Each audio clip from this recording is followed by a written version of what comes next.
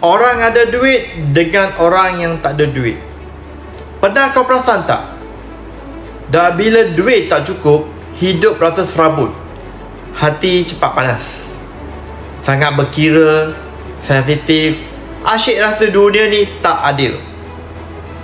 Sebelum tu, sila follow, like dan share video ni supaya dapat manfaat kepada semua. Masalah duit lama-lama akan jadi masalah rumah tangga. Nak bayar bil pun cukup-cukup saja. Nak beli hadiah pun tak mampu. Bila tengok orang lain hidup mewah, kau diam saja. Dalam hati cemburu, tapi tak tahu nak buat apa-apa. Lama-lama kau mula jauhkan diri, buat lawan sendiri sebab tak nak nampak engkau ni susah sangat.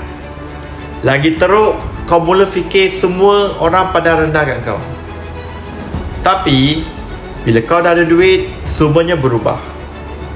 Hati rasa tenang, engkau lebih pemurah, tak berkira, boleh bantu orang lain tanpa fikir panjang. Rumah tangga harmoni, hadiah boleh beli. Tak ada pergaduhan pasal duit. Kau lebih sabar, lebih yakin dan lebih bahagia. Sekarang dah tahun 2025. Kalau tak ada duit, kau kena bertindak sekarang. Kalau kau tak guna peluang yang ada, kau akan terus rasa struggle. Hidup semakin mahal, tapi gaji tetap sama.